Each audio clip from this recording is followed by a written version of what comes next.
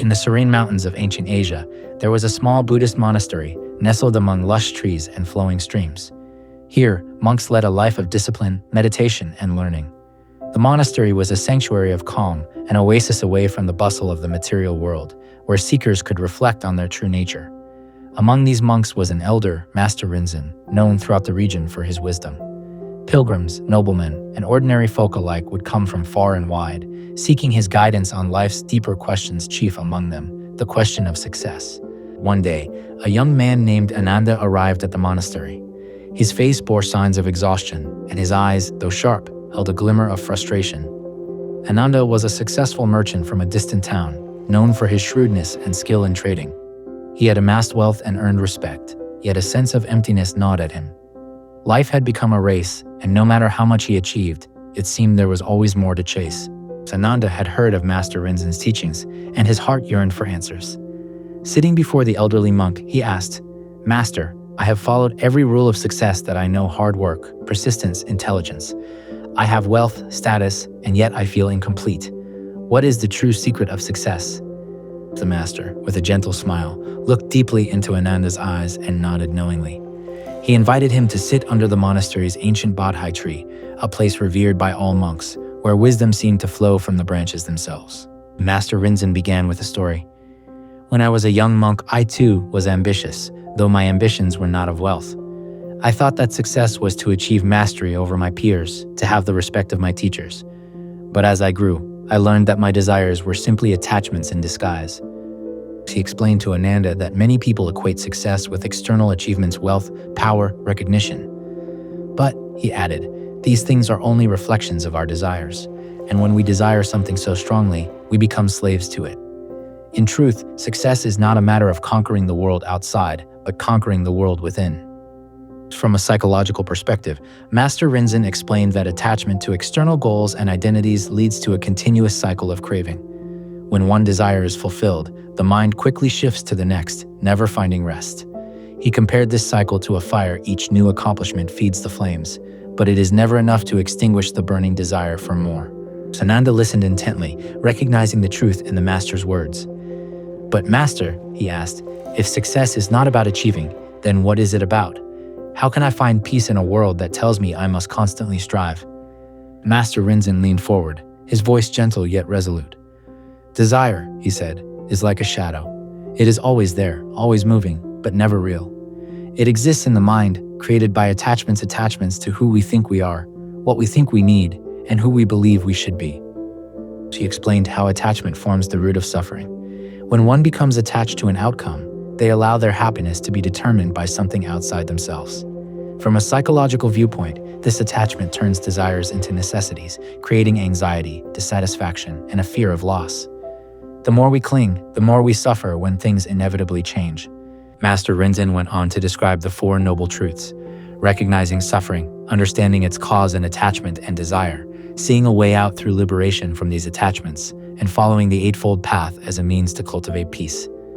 Success, he said, is not about escaping suffering or controlling the world. It is about transforming the mind and transcending attachment. When the mind is free, it is at peace. These teachings resonated deeply with Ananda, who felt he had glimpsed a new definition of success, one that was not dependent on material gains, but on a state of inner freedom. To illustrate his point, Master Rinzin shared the story of a warrior who had once come to the monastery. The warrior Bodhi had been renowned for his strength and valor. He had amassed countless victories, conquered territories, and accumulated wealth. But with each conquest, he felt his joy slip away. He sought out Master Rinzin, confessing his inner turmoil. "I am victorious over my enemies," he had said, "but I am defeated by my own heart. No matter how much I achieve, it feels empty. I am not truly successful." Master Rinzin had told Bodhi to set aside his weapons and armor, and instead take up the practice of meditation. For days and weeks, Bodhi sat, observing his thoughts, watching as desires and fears arose and passed away. Slowly, he came to see his mind as a restless river, constantly flowing from one thought to the next. His victories, he realized, were fleeting, and his sense of worth had been attached to external achievements that meant little in the grand scheme of things. As Bodhi learned to detach from these desires, he experienced a profound peace, a peace not tied to his conquests, but rooted in his newfound understanding. He left the monastery not as a warrior, but as a man of wisdom, content not with power, but with inner harmony. Master Rinzin then spoke to Ananda about the path of transformation, which Buddhism offers to anyone willing to pursue it. Transformation, he said, is not an end point. It is a way of aligning your life with your values, a journey to harmonize your actions with the truth of who you are. She introduced Ananda to the Eightfold Path: right understanding, right intention, right speech, right action, right livelihood, right effort, right mindfulness, and right concentration. Each step, he explained, is not about achieving something external, but about refining the mind. Success is to live in harmony with yourself, free from inner conflict, craving, or fear. Ananda realized that true success did not lie in his reputation as a merchant or in the admiration of others. It lay in becoming a person of integrity, guided by compassion, wisdom, and clarity of purpose. By committing to the Eightfold Path, he could cultivate an inner success that transcended the fleeting highs of worldly achievements. Ananda, like many others, faced internal obstacles: self-doubt, impatience, fear of failure. Master Rinzin explained that these obstacles were not enemies to be conquered, but teachers to be embraced. Through mindfulness, one could observe these emotions as they arose, learning from them without becoming entangled.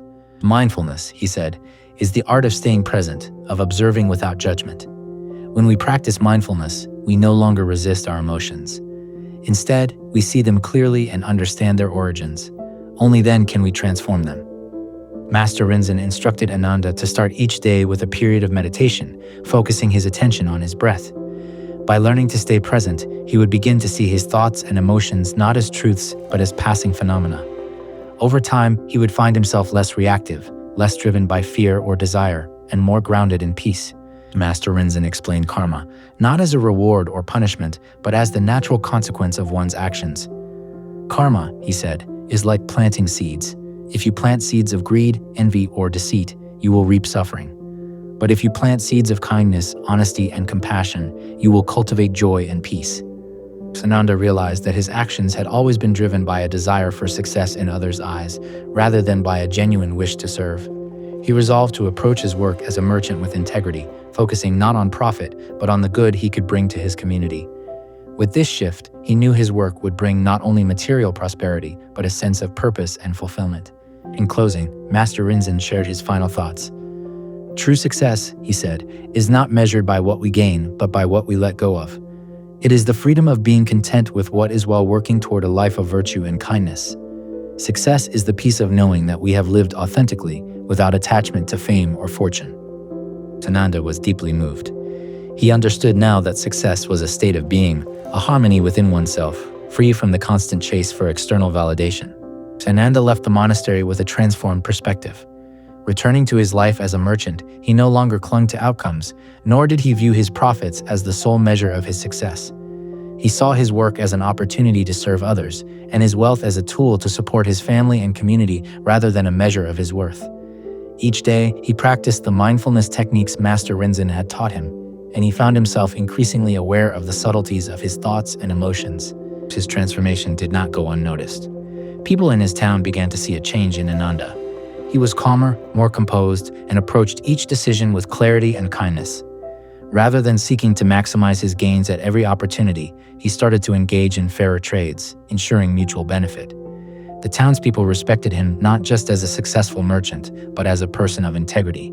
One day, a fellow merchant approached him and asked, "Ananda, you seem different lately. Before, you were always so eager to strike a deal, but now you seem more at peace. What has changed?" Ananda smiled and shared his experience at the monastery, emphasizing what he had learned about the nature of success. "I used to believe that success meant always having more, being the best, winning at all costs. But now I understand that true success is inner freedom, peace, and alignment with my values. I am no longer a slave to my desires or my fears." Ananda also realized the importance of using his resources and influence for the good of others. He started community projects to improve the lives of those less fortunate, funding schools and healthcare centers for his town. His charitable acts were not driven by the desire for recognition, but by a genuine wish to make a difference.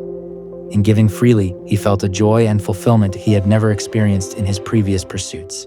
Reflecting on the lessons of karma, he saw how his good intentions and compassionate actions created a ripple effect, inspiring others to give and to treat each other with kindness. The community grew stronger, and his business too thrived, not because he sought to dominate the market, but because people trusted him. His prosperity now stemmed from relationships built on respect and sincerity, rather than competitive drive. Ananda began to see his life as a reflection of the wisdom he had gained at the monastery.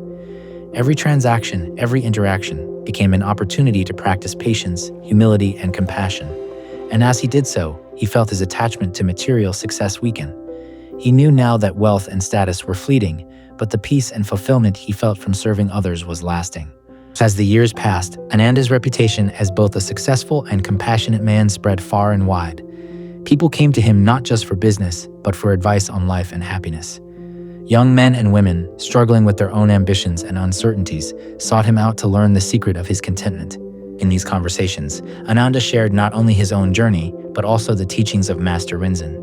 He taught them that success is not a destination, but a continuous journey, a practice of living mindfully, letting go of attachments, and staying true to one's values. One evening, he sat under the same bodhi tree where Master Rinzin had shared the truth with him so many years ago. The monastery had become a place of pilgrimage, a symbol of the wisdom that had guided him all his life. He closed his eyes, feeling the stillness around him, and he knew, without a shadow of a doubt, that he had found the true secret of success. In that quiet moment, Ananda experienced a profound peace, a complete freedom from the need for anything more. His success, he realized, was not in what he owned or achieved, but in how he had lived with integrity, with compassion, and with a heart free from craving. And in that peace, he knew he was truly complete.